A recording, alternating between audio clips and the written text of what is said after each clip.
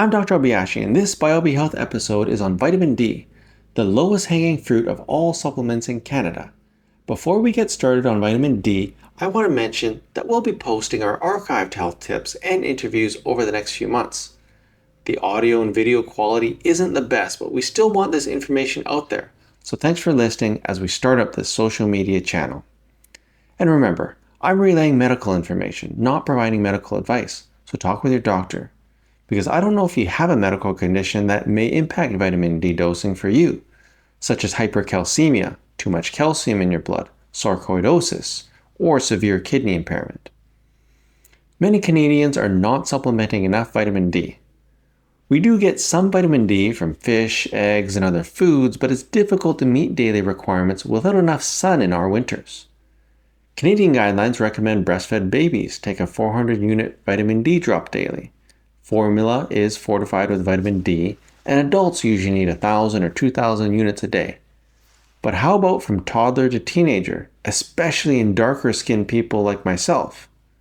This is the main reason I made today's episode, because I think not enough people know that Canadian children and young adults should be taking some vitamin D in the winter. Vitamin D is important, not only for bone health, but muscle and brain health as well.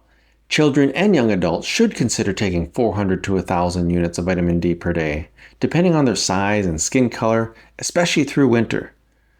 The darker someone's skin, the more likely they need vitamin D supplement. Children and young adults probably won't remember to take it daily, which is okay because even 1 or 2 times a week is better than nothing. I also think children and young adults are forming their views of the world, so a flexible mindset around food and supplements is good, so just gentle reminders are fine. And for adults, you'll often see vitamin K2 added to improve calcium absorption and metabolism, which helps vitamin D strengthen bones.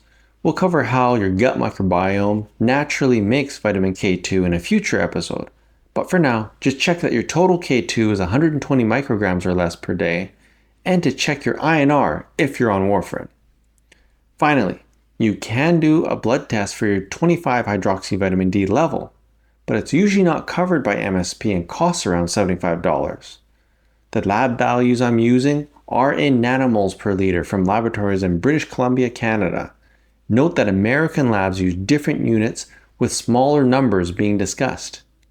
If your blood level of vitamin D is in the 30s or lower, then you're at increased risk of rickets in children and osteomalacia in adults.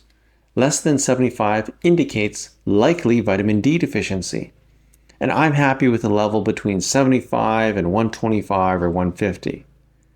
The upper limit normal range on BC labs is usually 250, but vitamin D toxicity is very rare, especially without supplementation. Vitamin D is one of the hundreds of different private tests at Biobi Health, so go to biobi.ca, biobi.ca, if you're interested in knowing your blood level.